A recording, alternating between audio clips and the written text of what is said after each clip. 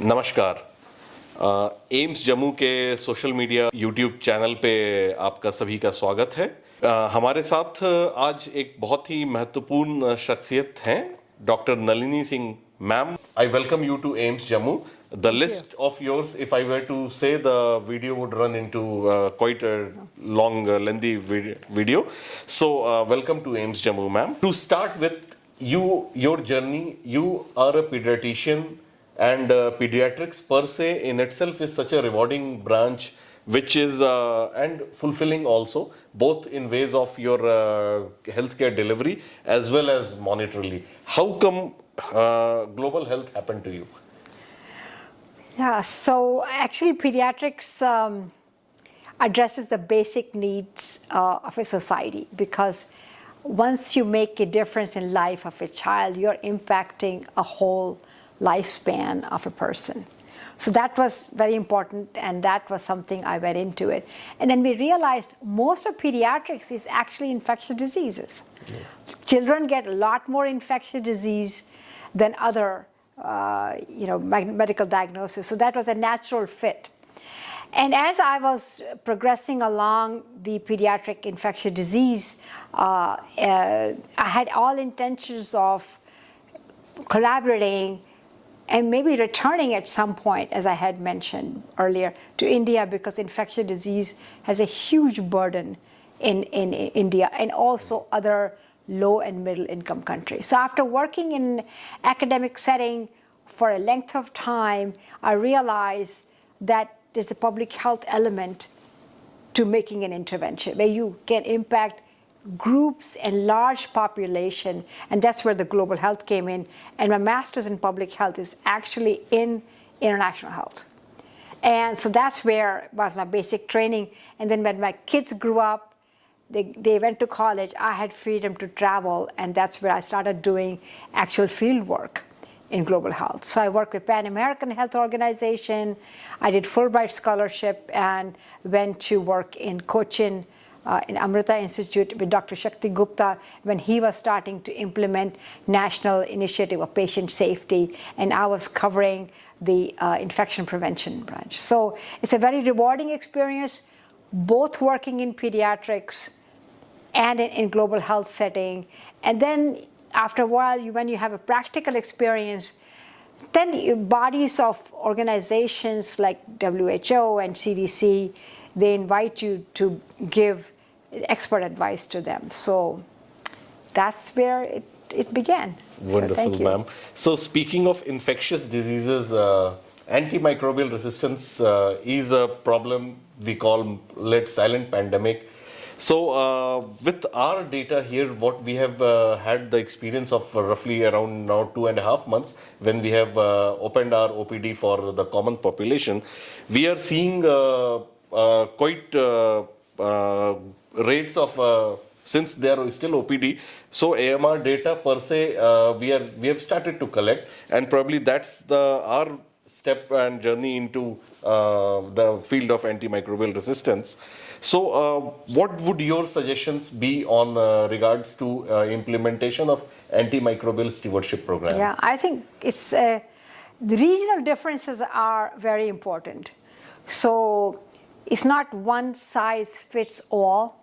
You take your local data, you stratify them by age groups, and then compare them to multi-center data that they are able to stratify between inpatient and outpatient. And I think then you can put things in perspective, because your antimicrobial stewardship will depend upon your regional, your local data, which will be very different than intensive care data. And most common cause of infection will be urine infection in the outpatient. So that will most commonly prescribed antibiotics. So that will depend upon your local data. So I think you have a great opportunity to make a difference in addressing how antimicrobial stewardship is not one size fits all. It depends upon your local data, your outpatient and your inpatient data. So, and you have, I think, enough, maybe 6 months data will give you the trend over a period of time. So continuing from there, ma'am, they say well begun is half done. Regarding this would bring me to the process of sample collection. So what do you feel should be for, especially for specialized samples and which are more cases where like say in blood culture collections. So what do you feel is the role of a good sample collection in order to get a good data, and actually these antibiograms that we get are meaningful to say? Yes, I think sample collection is key. So skin disinfection, for example, using chlorhexidine to clean the skin, and then obtaining the blood samples.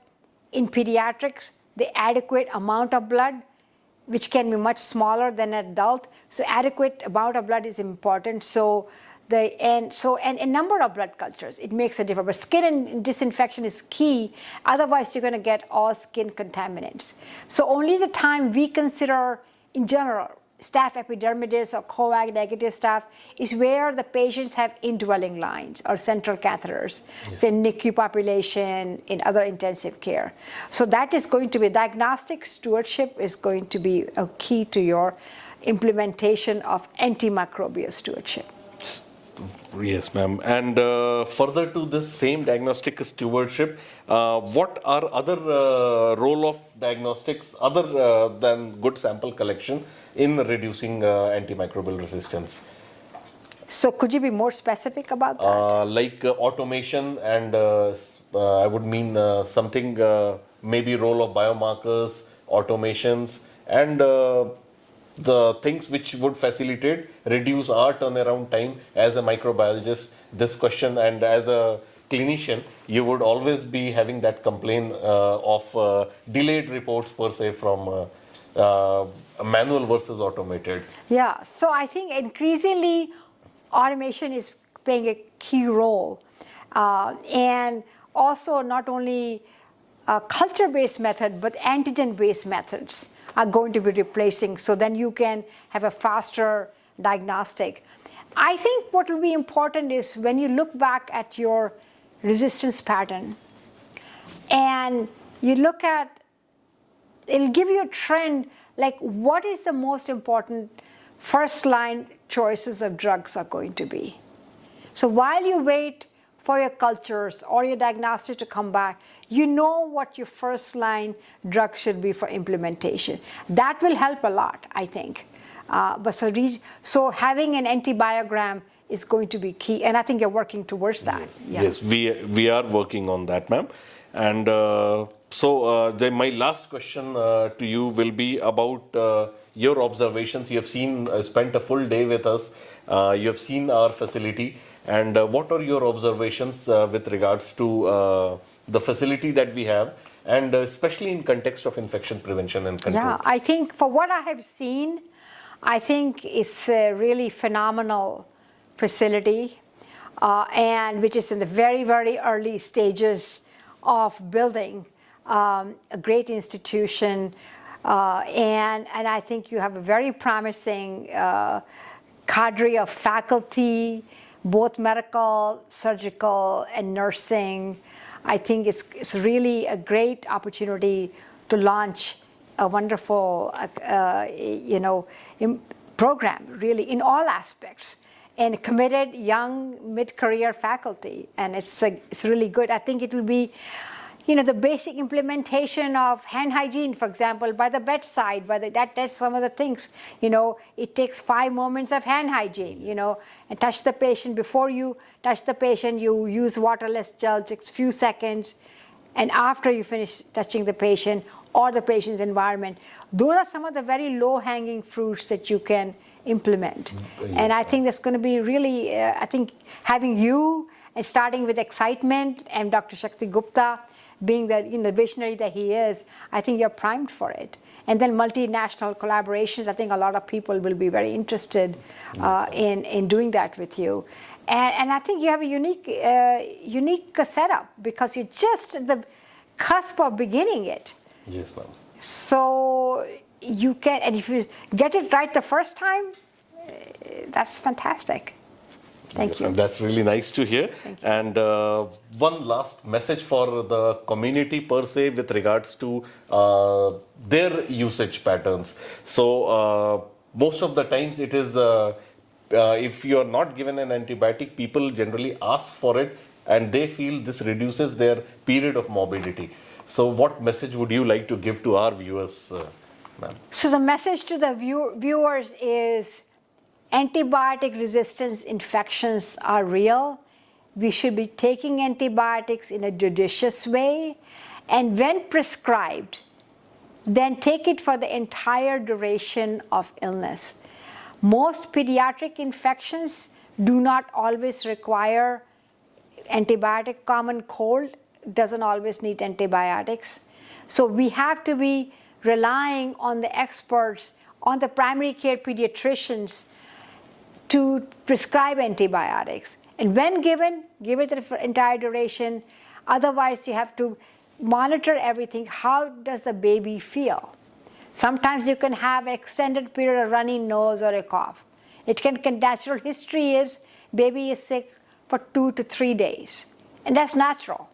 And then the kids get better, especially if your baby has been immunized for the preventable diseases, right? Yes. So DPT, Haemophilus influenza vaccine, you have pneumococcal vaccines. If all those are given, then your chance of acquisition of infection is much lower. Thank you for your sharing your pearls of wisdom and spending time with us, ma'am. We are really fortunate to have you with us here. Thank you for the And we invite. continue to look forward to your guidance in the times to come. Thank you for inviting. Thank you so much, ma'am. Thank you. Thank you. Namaskar. Namaskar.